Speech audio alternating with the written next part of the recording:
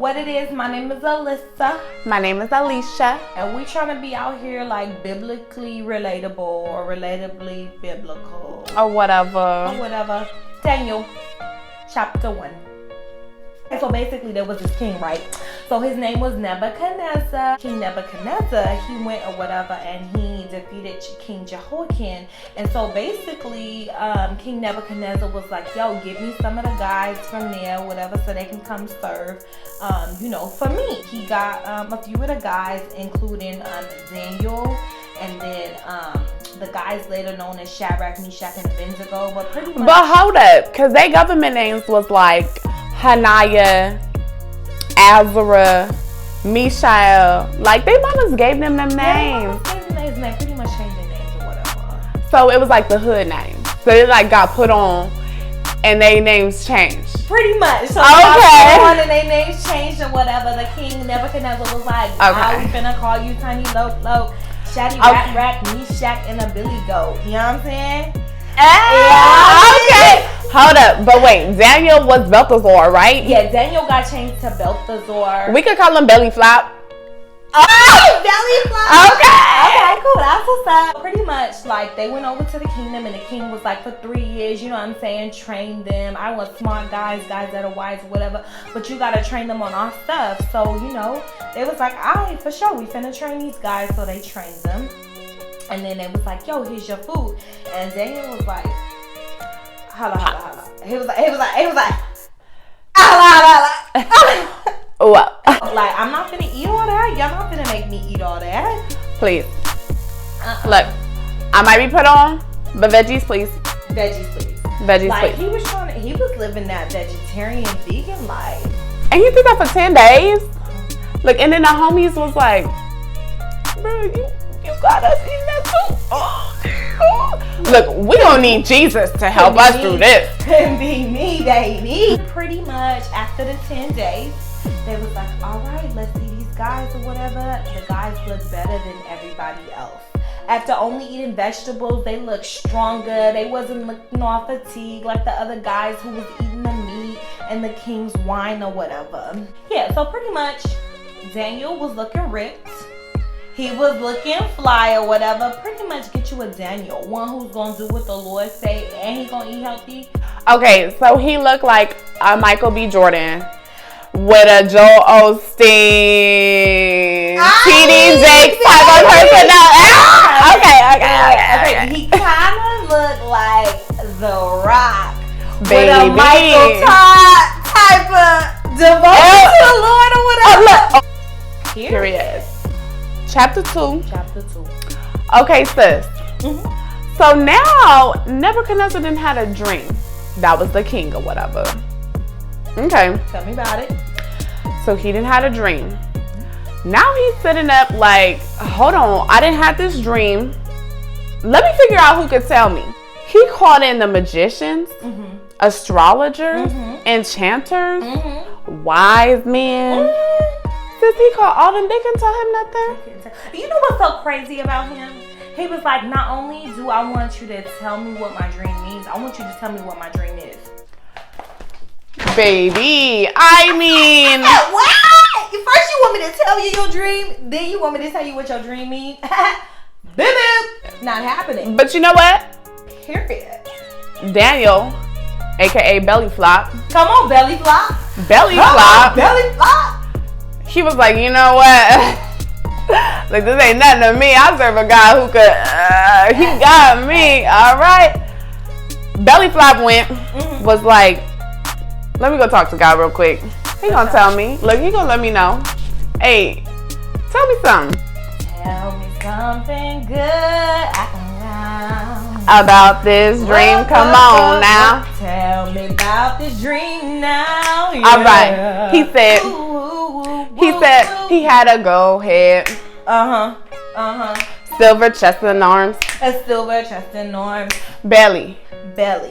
And thighs. A bronze. LeBron. Daniel was able to go and tell him the dream. Like, look, let me tell you, King. You had a dream about a statue. Pretty much, Okay, and the statue, the head was gold. Okay, the arms and the chest was silver. The belly and the thighs was bronze. From the knees down to the ankles was iron. Okay. And then the feet was partly iron and clay. Okay. But what does this mean? Okay, look. So this meant that there were other kingdoms that were gonna come and rule under him. Okay. But look, in the dream, there was a rock that was cut out. Came and knocked it all down. Whole thing. Daniel was like, bruh, and look, hey, I know who got that rock. Was it? It was God. It was God. And then the rock filled the earth. Like, you gotta be humble, baby. Be humble. Sit down. Come on, okay? I mean, so, you know, then the king was all happy or whatever. Like, wait a minute. You heard about my dream from this God? Who is he? Everybody need to praise him. Look, he was like, hey, praise they God. So basically, since Daniel could come and interpret the dream or whatever, King Nebuchadnezzar was like, yo, we finna all praise Daniel's God? Daniel's God. So he was like, look, we gonna have to get in on that. Because if he could do that. Okay, you know what I'm saying? We gonna have to get in. Because if he can tell me what my dream is, and he can tell me what the dream means, like, I don't know. Hey, he don't even know me. He wasn't in my sleep. I mean, wasn't even next to me. Wasn't even. I mean, baby, was it? No. No. Pretty much. Chapter 3. King Nebuchadnezzar, you know what I'm saying? He started forgetting the stuff about worshiping God and all that. And don't tell me he forgot. I mean, pretty much. I mean, he didn't say he forgot, but he was acting like his actions were acting. Let me tell you what Cuz did. What Cuz do? Pretty much, he built a statue of himself. And then he gonna tell everybody, yo, when you hear the timbre, when you pretty much any musical instrument, when you hear any musical instrument, I want you to bow down and worship this statue. Pause. So just last chapter, he was on a whole nother story. We need to go and get on belly flop. Like, we need to do what belly flop doing. Pretty much. But then all of a sudden, whoa, all of a watch sudden, out. Your rating is going good. All of a sudden, everything is cool. Sound familiar? All of a sudden, you forget about God or whatever. Fake friends. Fake friends. Fake followers, what you're saying. Anyway, you forget about him, and you forget about what he did, and you forget about the interpretation of the dream, and then pretty much you tell everyone to bow down and worship you anytime they hear music. I don't know about y'all, but I'm not gonna be acting like King Nebuchadnezzar. I don't be liking to admit it, but whatever. It's cool or something. So anyway, so King Nebuchadnezzar was like, y'all gotta bow down or whatever. So some people was pretty much hating on Daniel and Shadrach, Meshach, and Abednego, aka Mishael, Hananiah, and Azra. So they went to the king, and King Nebuchadnezzar was like, oh no, bring these fools here. So they went to he was like, bring them out. It's hard to yell when the furnace is about. Pretty much. Bring them out. He was like, yo, I'm gonna give y'all one more chance. Look, I'm gonna give y'all one more chance. So he gave him an ultimatum. Yeah, he gave him an ultimatum. He was like, yo, I'll give you one more chance. Hebrew boy, you bow or you get thrown into the fiery furnace. And you know what they said? Wait. They pretty much was like, we not bowing. But check this out. He was like, who's gonna save you? You know what I'm saying? They was like, our God's gonna save us. But this is the cold part. They was like, if he doesn't, we still ain't gonna never bow. Period. He was like, oh, y'all ain't gonna never bow? Oh, y'all ain't gonna never bow? He was like, yo, turn the heat up 7 times more. He told him to turn the heat up in the furnace 7 times more. And so they bound up all the Hebrew boys or whatever. And they turned the heat up. And the guys who went to throw them up in the fire consumed them. You lying. Hold on, He wanted to pause. risk his own good men that would bow down to him for some men that wouldn't bow down to him. And pretty much burnt up his own man because he didn't realize, he didn't forgot. He didn't came against the people who was of God. He came against the people of God. Period. He was able to tell you a dream and you ain't think that he was going to be able to save them from getting burnt? Hold on. So they walked out of this fire then because he got mad. Like, hold on, come here. So what happened was he saw them. So they went up in there in chains.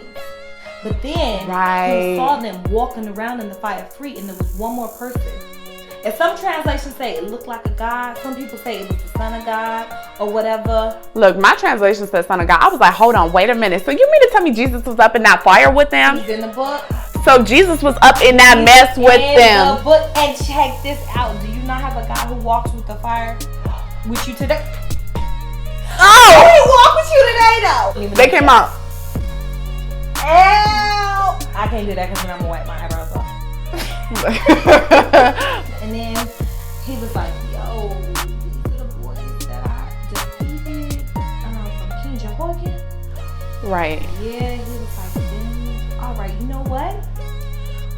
You got it. Your God is the real true God. And so after that or whatever, he was like, yo, everybody got to bow to their God. Your God rescued you out of my fire. Everybody got to bow to your God. So he was back on the right track. Sis, I can't even lie. If I would have saw that, you know, for sure I would have been. oh, you got it. Look, you got it. You got it for sure. Look, you walked into that fire, and then basically Crip walked out. Oh, hey. They was in there talking about, I got that water. What? I got that. That's that living water. Whoa. That living water. Hey. That living water. Whoa. I got that living.